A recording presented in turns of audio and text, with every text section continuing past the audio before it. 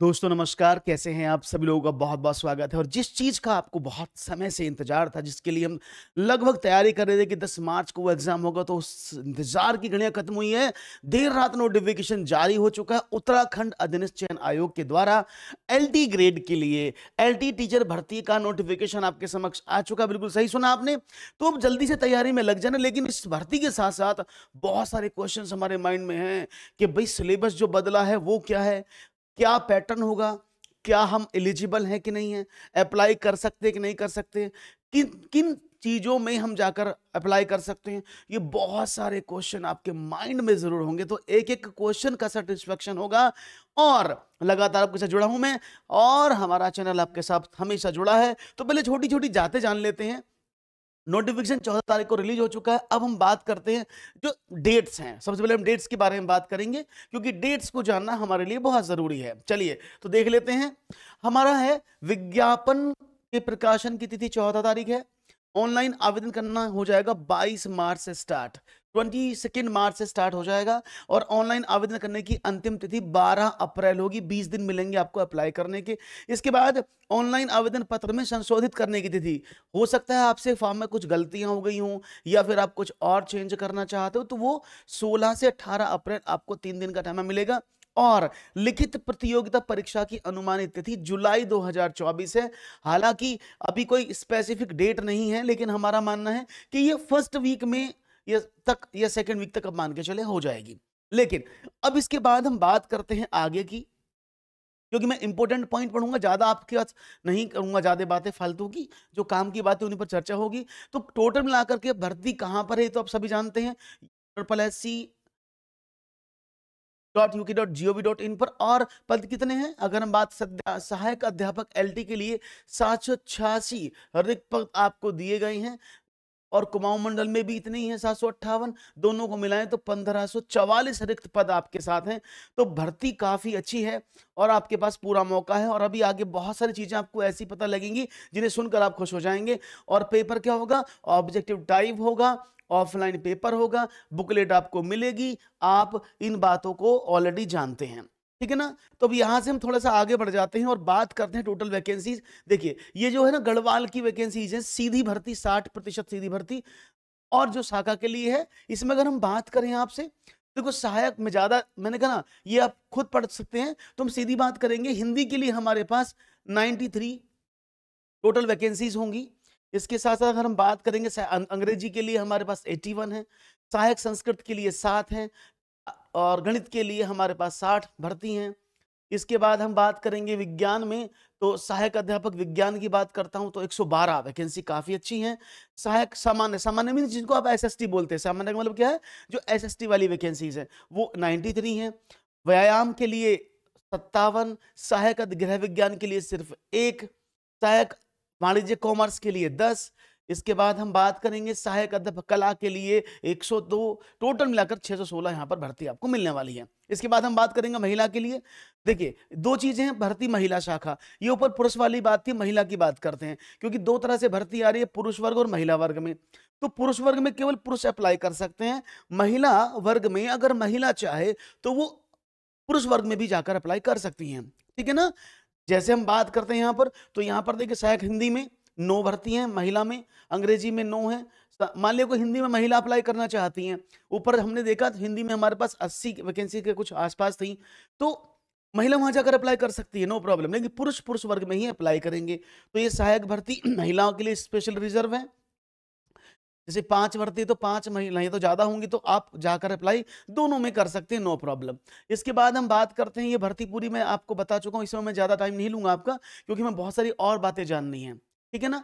तो यहाँ तो हमारी बात क्लियर हो गई। ये हमारा गढ़वाल में सीधी भर्ती आ गई। तो गढ़वाल में जैसे माना हमने हिंदी में 1 भर्ती है, अंग्रेजी में हमारे पास 1 भर्ती है महिला वर्ग में। तो ये ऑलरेडी आपके साथ डिस्कस है, मैं शेयर कर दूंगा इसको लिंक, अगर आप डाउनलोड करने में सक्षम है ठीक है, अगर मैं इसको शेयर भी कर दूंगा आप लोगों के साथ, आप वहां जाकर भी इसको देख सकते हैं। ओके चलो तो अब आगे बढ़ते हैं। इस भर्ती का तो हमने बता दिया आपको, और काफी बड़ा भर्ती वाला, इतनी भर्ती है कि आप पढ़ते पढ़ते थक जाएंगे।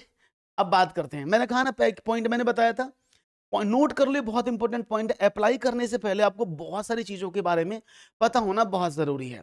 ठीक है ना। जैसे कि देखो, महिला शाखा के अंतर्गत सहायक अध्यापक के पद महिला अभ्यर्थी से भरे जाएंगे, सामान्य शाखा के पद महिला और पुरुष दोनों अभ्यर्थियों के द्वारा भरे जाएंगे। ठीक है ना। आवेदन पत्र में अभ्यर्थियों को 60% सामान्य शाखा, 60% महिला शाखा, विभागीय 10% तथा विभागीय 10% महिला शाखा का अवसरी चयन करने के लिए उपलब्ध किया जाएगा। यानी 10% जो भरते हैं वो शाखा की, यानी जो डिपार्टमेंटल होती है। वेतनमान की बात करें तो अच्छा खासा वेतनमान ये देने को कह रहे हैं, जिसमें 44,900 से 1,42,000 रुपए लेवल 7 तक ये जाएगा। शैक्षिक अर्हताएं, ये जब अब आएगी बात काम की, ये शैक्षिक अर्हताएं क्या हैं।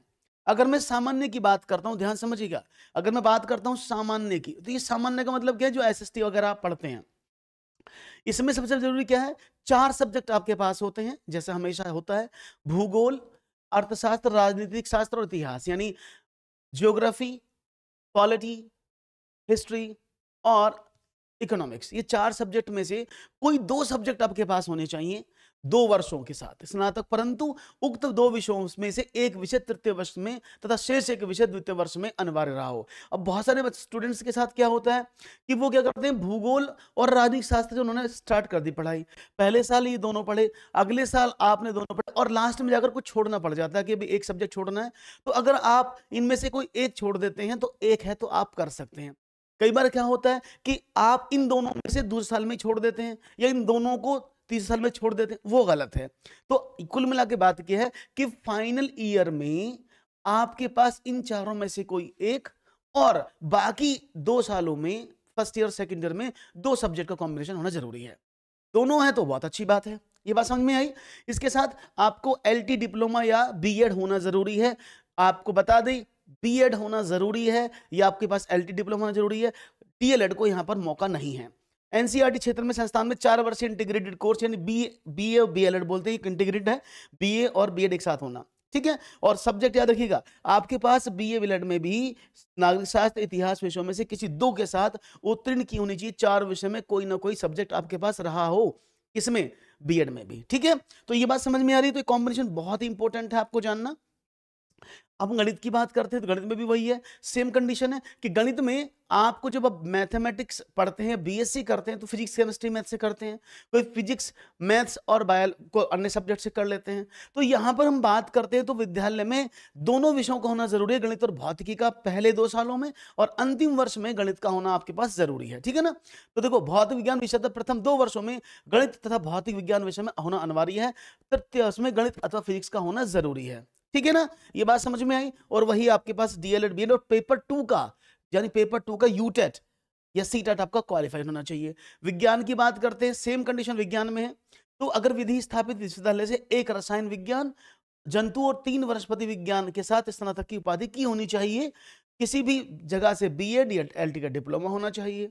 और बीएड जब आपने किया, बीएससी बीएड किया हो, तो आपके पास रसायन विज्ञान, जंतु विज्ञान और या वनस्पति विज्ञान में से एक विषय रहा हो।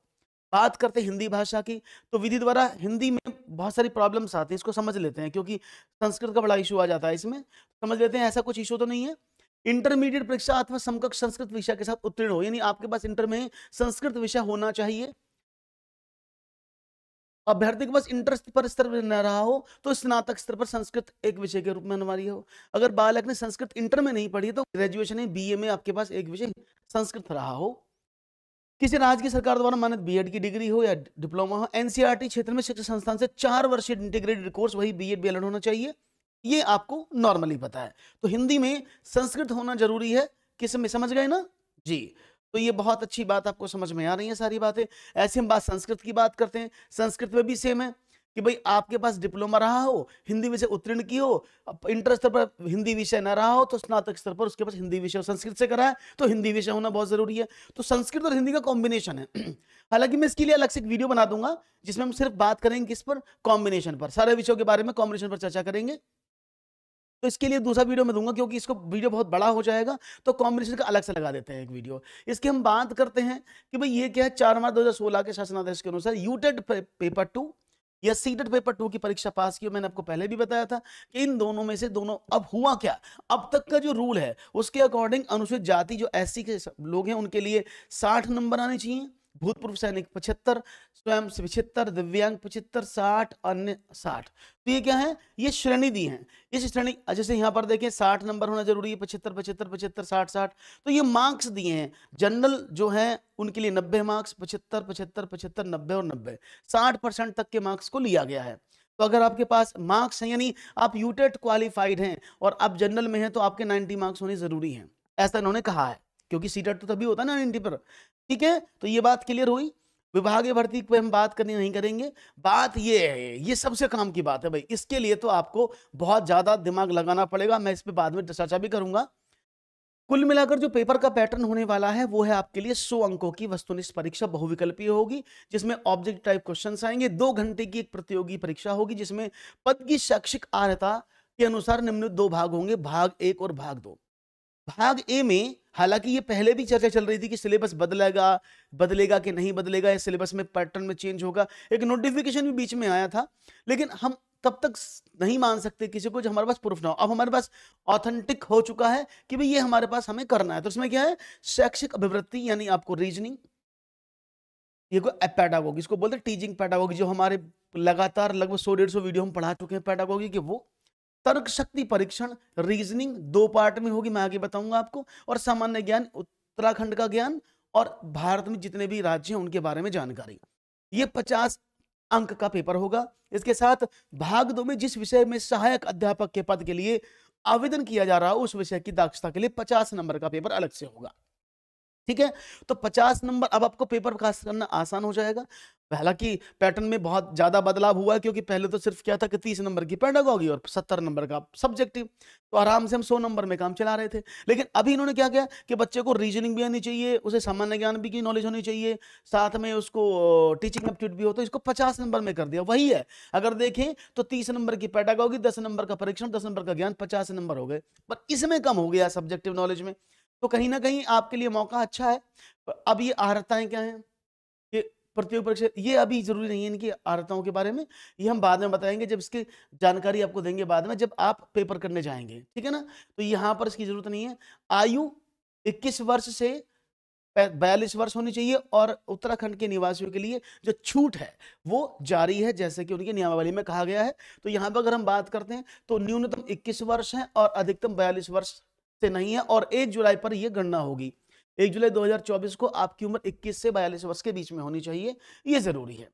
ठीक है ना, ये छूट के बाद आवेदन की पात्रताएं क्या है, देखो यहां पर थोड़ा सा आ जाते हैं, क्योंकि यहां पर एक क्वेश्चन आपके दिमाग में आ रहा होगा, क्या सर हम उत्तराखंड के नहीं अप्लाई कर सकते हैं? ये भी क्वेश्चन आ रहा होगा कि हम उत्तराखंड के तो हैं, लेकिन उत्तराखंड में हम रहे नहीं हैं, तो हम क्या कर सकते हैं? तो ये बहुत सारे क्लॉज यहां पर दिए गए, ध्यान से पढ़िएगा इनको।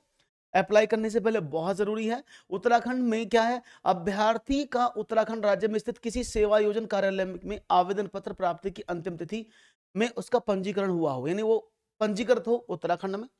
अभ्यर्थी उत्तराखंड राज्य का मूल निवासी, स्थायी निवासी प्रमाण पत्र धारक, यानी आपके पास डोमिसाइल सर्टिफिकेट होना चाहिए। अगर आपके पास डोमिसाइल नहीं है तो आप समझ लीजिएगा आप अप्लाई नहीं कर पाएंगे, तो डोमिसाइल आपके पास होना जरूरी है। तीसरा, उत्तराखंड लोक सेवा आयोग की परिधि के बाहर, अगर वो यूपीएससी के बाहर की बात कर रहे हैं, यूपीएससी के बाहर की बात कर रहे हैं, तो सीधी भर्ती पदों पर हेतु आवेदन करने के लिए वही अभ्यर्थी पात्र होंगे अगर वो बाहर हैं। फॉर एग्जांपल आप वहां नहीं रहते हैं, बाहर रहते हैं, ठीक है ना, जब फॉर एग्जांपल आप दूसरे स्टेट में रहते हैं, तो उसमें क्या होगा, अपनी हाई स्कूल और इंटरमीडिएट की अथवा इसके समकक्ष स्तर की परीक्षा उत्तराखंड राज्य में स्थित मान्यता प्राप्त संस्थानों से उत्तीर्ण की होनी चाहिए। ऐसा हो सकता है कि आप इंटर तक रहे हो बचपन में वहां पर, और आप वहां से शिफ्ट हो गए हो दिल्ली, या आप कहीं और चले गए हो और वहां आपका डोमिसाइल बन गया हो, तो अगर आपने इंटर और हाई स्कूल वहीं से किया उत्तराखंड से, तो ये आपके लिए एलिजिबल हो जाएगा। ये अच्छी बात है, समझ में आ रही है बात? तो ये 3 पॉइंट याद रखेंगे और तभी आप अप्लाई करेंगे।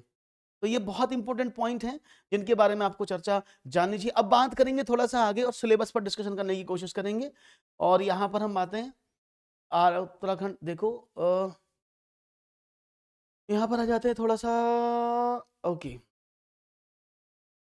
ये हम बाद में इस पर चर्चा करेंगे आरक्षण पर, हम ऑलरेडी बता चुके हैं। यहाँ पर फीस के बारे में बात कर लेते हैं। अगर हम बात करते हैं अनक्षत अनरिजर्व जनरल कैटेगरी के लिए 300 रुपये है, SC ST के लिए 150 रुपये है, उत्तराखंड के जो दिव्यांग है उनके लिए 150 रुपये फीस है, और साथ में जो ऑर्फन है यानी जो अनाथ है उनके लिए कोई फीस नहीं है। तो ये तो समझ में आ पाते कि निर्देश, फॉर्म भरने के निर्देश बता कि जब फॉर्म भरे जाएंगे, अभी इसके लिए निर्देश जारी नहीं, कैसे फॉर्म भरेंगे वो आपको मैं बाद में बताऊंगा, पूरा प्रोसेस 1 बाय 1 जब ये अप्लाई हो जाएगा। अभी नहीं हो रहा तो इसके बारे में हम बात नहीं कर, बात आते परिशिष्ट हमें भरने हैं, लेकिन ये हमारे सारे परिशिष्ट हैं। उसके बाद हम बात करते हैं सबसे इंपॉर्टेंट बात जिसमें हम आपको लेकर आने वाले हैं, वो है ये सिलेबस। अब बात करते हैं, जो मैंने पॉइंट लिखे थे, एक पॉइंट को डिस्कस करेंगे और सिलेबस पर चर्चा करेंगे, ठीक है ना। अगर मैं सिलेबस की बात करता हूं, देखिए सिलेबस थोड़ा समझिएगा, ये पार्ट 1 का सिलेबस है, एकेडमिक एप्टीट्यूड, जिसमें कॉमन टू ऑल सब्जेक्ट्स ये होने वाला। अब इसमें है क्या, देखिए यूनिट 1 में, हालांकि मैं सबको पढ़ूंगा तो मुश्किल लगेगा, इसमें जो है यूनिट 1 में क्या है, educational and philosophy, relationship between education and philosophy, contribution of various philosophers in education. चाहे कोई भी फिलोसफर रहे हो, उनकी क्या आइडियोलॉजी रही है, एजुकेशन थिंकर्स क्या रहे हैं, किन्होंने क्या बात की है, क्या कितने लोगों ने इसमें काम किया है, कितने लोगों ने फ्रीडम फाइटर्स बने हैं जो एजुकेशन में काम किए, इन सब के बारे में। यूनिट 2 होगी हमारी चाइल्ड डेवलपमेंट एंड पर्सनैलिटी, यानी सीडीपी का पूरा पोर्शन आपको मिलेगा, जिसमें सारे role of teacher, quality of teacher, guidance, counselling, even then हम ये सब चीज करा चुके हैं आपको, कामनी मैम ऑलरेडी पढ़ा चुकी हैं सारी, पेडागोगी, सीडीपी, और हमारे पास पूरा महीना, 3 महीने का समय, अभी हम फिर से पूरा कंप्लीट तैयार करेंगे, आपको ये भी पूरा मिलेगा पढ़ने के लिए, everything will give you, don't worry. इसके बाद यूनिट 3 में आ जाते हैं, तो एजुकेशन टेक्नोलॉजी, इसमें क्या हो, सॉफ्टवेयर, हार्डवेयर, क्या हम टीएलएम यूज करते हैं, कौन से लेवल की टीचिंग करते हैं, क्या मॉडल ऑफ टीचिंग है, लर्निंग प्लान क्या, ऑर्गेनाइजिंग क्या, लीडिंग, कंट्रोलिंग, ये सब इसमें यूनिट 3 में दिया है। अगर हम बात करते हैं ओएचपी आईसीटी आ गया ना सारा, उसके बाद हम बात करते हैं यूनिट 4 में, हम education for the gift, socially and economically disadvantage children include scheduled caste, क्या शेड्यूल्ड कास्ट के लिए हुआ, क्या शेड्यूल्ड ट्राइब्स के लिए हुआ, इन सब के बारे में, एजुकेशन में क्या क्या रिफॉर्म हुए हैं, ये सब यहाँ पर हम इसमें पढ़ेंगे। यूनिट 5 में आएगा social administration structure scheme and special reference to the Uttarakhand. अब role of principal and teacher in school administration and leadership की क्वालिटी सारी आ जाएंगी। सिलेबस थोड़ा सा खतरनाक हो गया, पहले छोटा था अब बहुत बड़ा हो गया है ना, पढ़ना तो पड़ेगा भैया, 4 महीने का टाइम भी दिया है, इस 3 महीने का टाइम दिया है। देखो मैंने ऑलरेडी पढ़ा, यूजीसी क्या है, नेशनल काउंसिल टीचर एनसीटी क्या है, रिहेबिलिटेशन काउंसिल आरसीआई क्या है, सेंट्रल एडवाइजरी बोर्ड क्या है, इन पर हम एक एक टॉपिक पर वीडियो बनाकर आपको देंगे, इनके क्वेश्चन भी कराएंगे, चिंता बिल्कुल ना करें। ये सारे एनसीईआरटी क्या है, देखो सारे केवीएस का, नवोदय विद्यालय संगठन क्या है, कस्तूरबा गांधी क्या है, गांधी विद्यालय बालिका, इन सब के बारे में। देखो एनईपी नेशनल पॉलिसी का, एनपी 1968, 1986 फ्रेमवर्क, 1992 अमेंडमेंट, 2023 रेस्पेक्टिवली 2020 की नेशनल पॉलिसी, करिकुलम 2023, सब कुछ इसमें पूछा गया है। तो ये पूरा आपको मुदल्लर कमीशन, कोठारी कमीशन, नेशनल, ये मैंने सारे कमीशन आपको अभी परसों नरसों पढ़ाए हैं, है ना। तो ये आप देख लीजिएगा, मेरे सारे वीडियोस में ऑलरेडी हम इनको पढ़ा चुके हैं सारे कमीशंस को। इसके बारे में बात करेंगे। अब आता है हमारा सिलेबस जो कॉमन है, इसमें आते हैं पार्ट 2 में, जिसमें हम यूनिट 1 में बात करेंगे किसकी, इसमें क्या होगा, इसमें हम बात करेंगे नॉन वर्बल रीजनिंग की, जिसमें हम सीरीज को पढ़ेंगे, काउंटिंग फिगर्स पढ़ेंगे, classification, completion of figures, odd figure और फिगर मैट्रिक्स, ये कंप्लीट आपको होगा। साथ में वर्बल एबिलिटीज में हम अल्फाबेटिकल टेस्ट आ जाएगा, कोडिंग डिकोडिंग आ जाएगा, ऑड इवन आउट सीरीज आ जाएगा, completion test, order arrangement, blood relation, problems based on age, तो ये सब। और तीसरा क्या है यूनिट 3 में, जनरल नॉलेज, जिसमें उत्तराखंड की नॉलेज है, Indian states, prominent books and their authors, main scientific discoveries, renowned scientist, prominent awards, education, national symbols, famous religious places, prominent sports and related terminology, ये क्या है, हम सब कुछ इसमें देंगे आप लोगों को। अब बात हम करेंगे एलटी के हिंदी विषय के लिए। अब देखिए हिंदी विषय के लिए कामनी मैम आपको बताएंगे आपको क्या क्या पढ़ाना है। हालांकि हिंदी की कामनी मैम पढ़ाती, देखो 50 नंबर में 2 भाग बटे, एक क्या है भाषा वर्णमाला जो अब उन्होंने शुरू कर दिया है, शब्द रचना, वाक्य, विराम चिन्ह, हिंदी भाषा देवनागरी लिपि, प्रयोजनक हिंदी, साहित्य में हिंदी, छंद अलंकार, पद गद्य रस, काव्य परिचय रस, छंद अलंकार, वक्रोक्ति, ये सब कुछ दिया, और साथ में हिंदी काव्य। तो इसमें के 2 पार्ट में इन्होंने बांटा है इसको, हिंदी खंड, रीजनिंग, सॉरी साहित्य और ग्रामर। तो ये एक एक चीज आपको मिलेगी। तो ये पूरा समझ में आया होगा। तो यहाँ पर कोई डाउट है तो सिलेबस डिस्कशन मैं आपको अलग से कराऊंगा, कामनी में आपको पूरा सिलेबस समझाएंगी। जब वो हिंदी का पढ़ाएंगे मैं मैथमेटिक्स का समझाऊंगा, मैथमेटिक्स में क्या क्या कराएंगे, साथ में पूरा कॉम्बिनेशन का वीडियो अलग दूंगा। तो चलिए आज के लिए इतना ही। अच्छा लगा हो तो जल्दी से जुड़ जाए। और हमारी टाइमिंग में आपको बता दूं, क्योंकि टाइमिंग जरूरी है आपके लिए जानना। हमारे टाइमिंग क्या रहेंगे, हालांकि अभी जो टाइमिंग है, एक क्लास हमारी सुबह 6:30 बजे होती है जो कंटिन्यू रहेगी, ठीक है ना। अभी जो क्लास चल रही है 6:30 AM पर डे क्लास होगा आपका, जिसमें मैं कोशिश करूंगा कि पार्ट 1 को पूरा कंप्लीट करूं, जिसमें हम रीजनिंग और पेडागोगी और ये सब कुछ कवर करेंगे, उत्तराखंड के जीके वगैरह सब कुछ इसमें कवर करेंगे।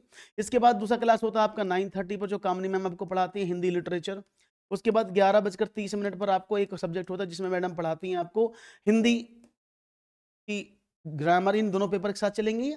इसके साथ साथ शाम को 6 PM हमारा क्लास होगा और रात को 8 बजे हमारे क्लास होंगे। तो ये सारे सब्जेक्ट हम कवर करने की कोशिश करेंगे, स्पेशली हिंदी और मैथमेटिक्स को हम कवर करेंगे, प्लस पेपर 1 को पूरा कवर करेंगे। ठीक है, तो चलो अगर अच्छा लगा तो सब्सक्राइब कर लो, जिससे कि आपको लगातार हमारे वीडियोस मिलते रहे। Thank you very much. नमस्कार, जय हिंद, जय भारत, नमस्कार।